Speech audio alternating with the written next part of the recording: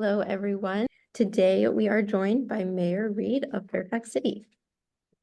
Well, thank you so much for having me. We are very pleased to have you today and to talk about just the community that we serve and just our program in general. So to start us off, I will start off by asking you about one of your priorities, which is focused on bringing the community together. And can you share why why kids are such an important factor to consider when we're working towards creating a stronger community?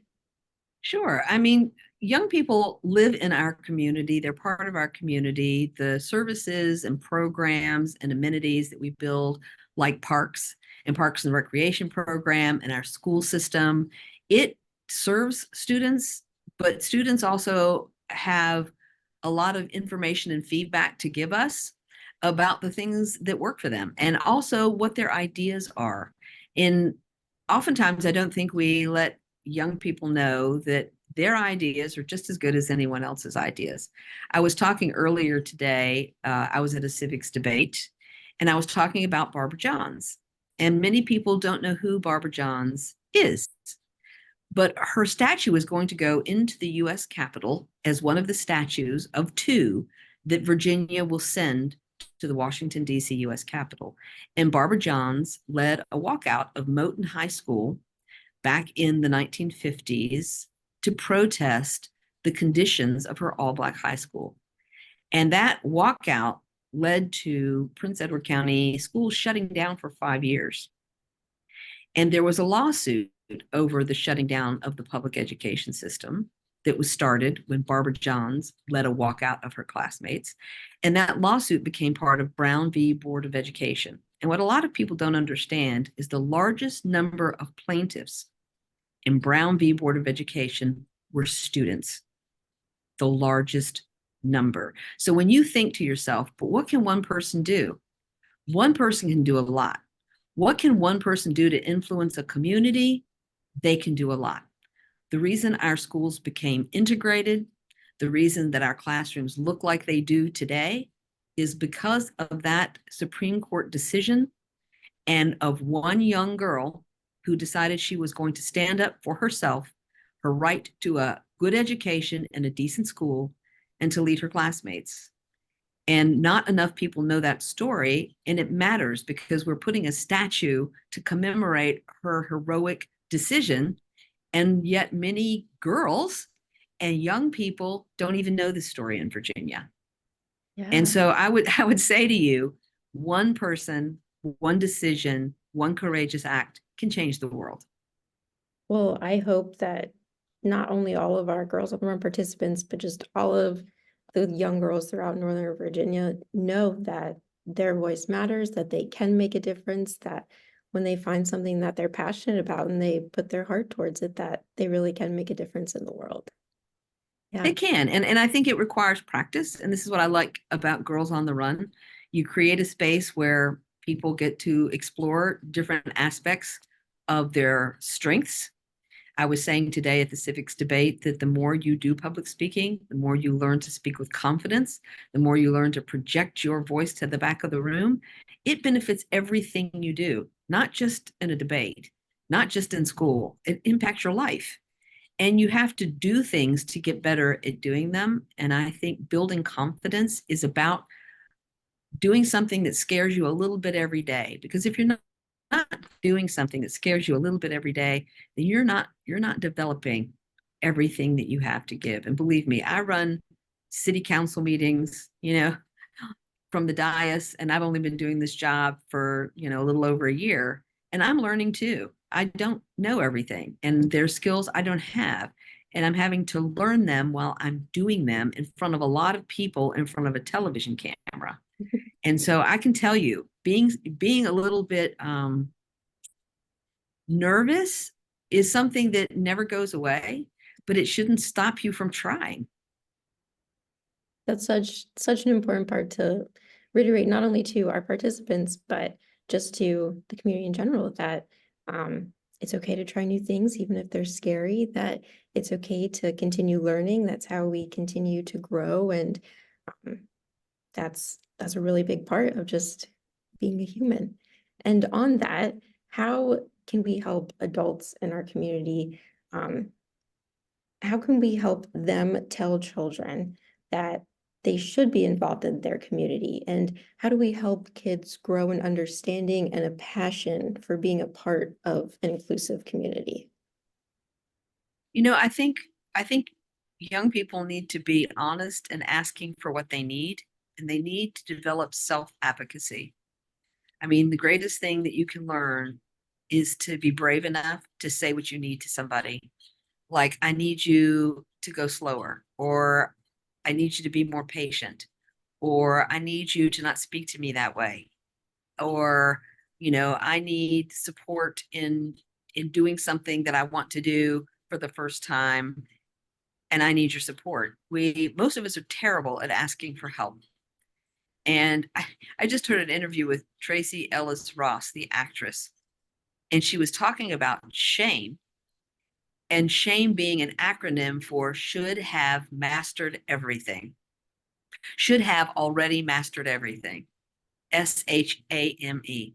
And I'm thinking, and that really resonates because this feeling that somehow we should already know how to do all these things. When we have a sense of shame about, like, I don't know if I can do it, or I didn't do that very well. And this idea that it should have already mastered everything is probably something all of us carry around to a certain degree. And we need to recognize that there's reasons we don't ask for help, or there's reasons we don't want people to know that we don't already know how to do that thing well. Well, I can tell you, I don't know how to be a mayor very well, but I'm still out there doing it. And people are going to have to understand that, maybe I don't get it right every time, but it's okay. The more I do it, the more likely I am to get it right the next time. Like, I'm going to make mistakes. The idea is I don't want to make the same mistake twice.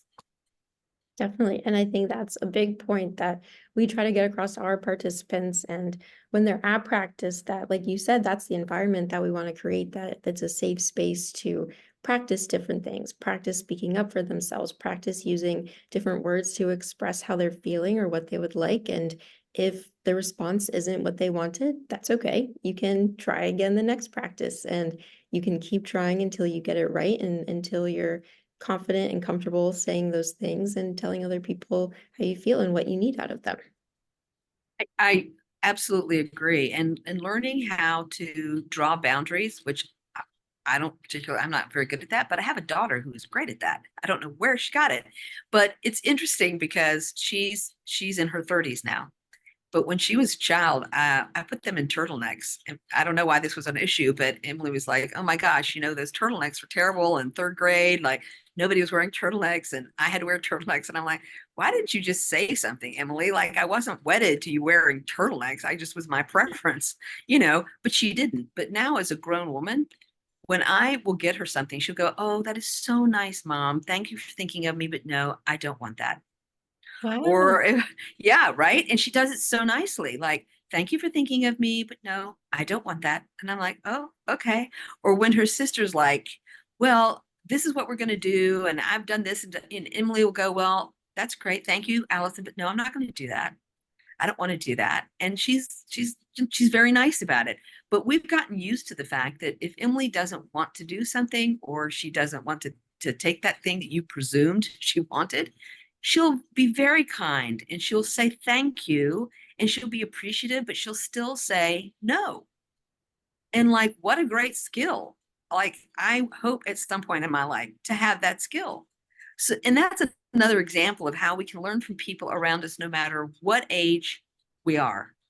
But learning how to say no to things that you don't want in a very nice way, and still appreciating what the sentiment was or what the intention was, but still being able to say no, thank you.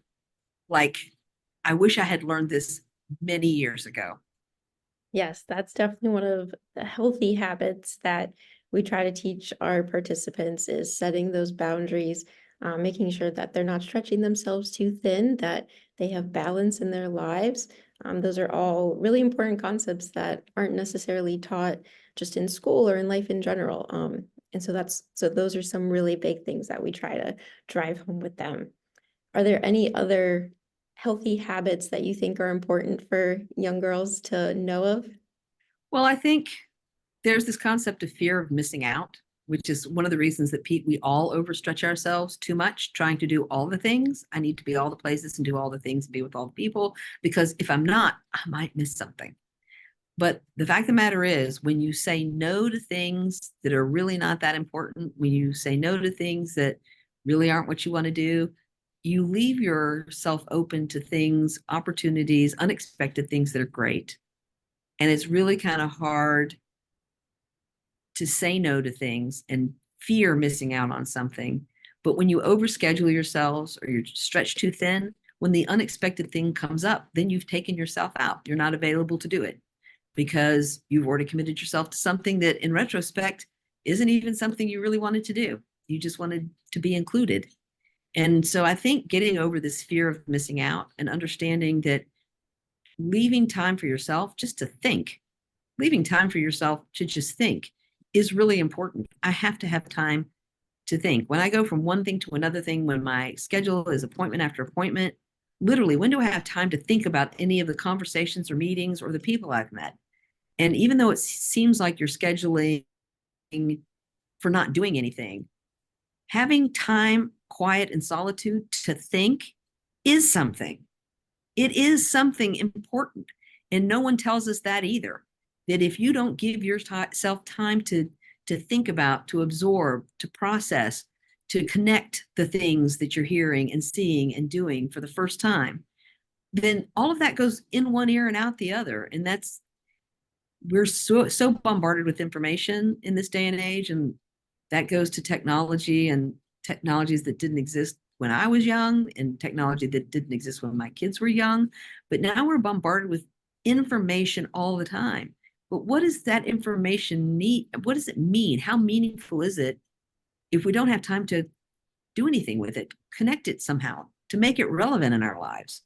And so to avoid the temptation to just fill your downtime with your phone, scrolling social media, texting is kind of like you're filling up all the hours of your days with things that 5 years from now will not be meaningful. You have to schedule time to invest in your brain, because 5 years from now, that will be meaningful. And a lot of the activity that we engage in is fairly meaningless. And it's hard to recognize that while we're all doing it. And we all do it. I love that point, that if that scrolling through your phone right now really isn't going to mean anything in 5 years. That is a great way to put it. And it really makes you think about that. You know, like that picture that I'm looking at right now, I'm probably going to forget about it in 2 minutes if I stop looking at it. That's a great point.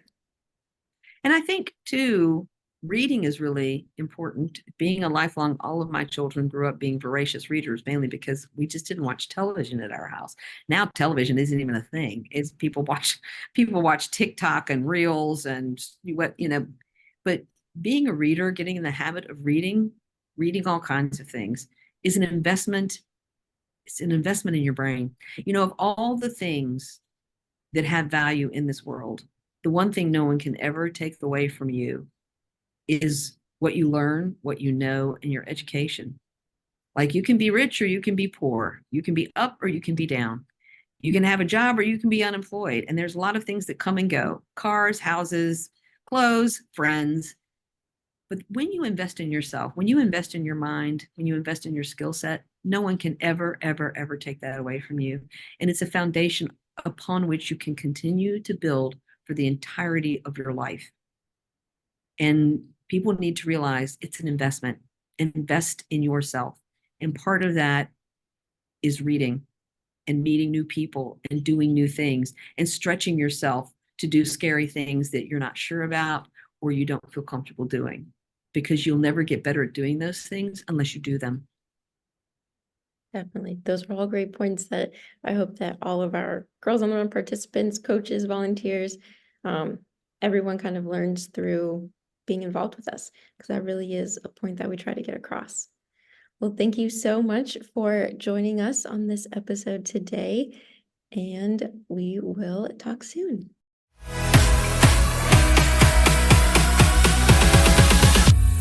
This episode of Joyful Journeys is brought to you by Girls on the Run of Northern Virginia.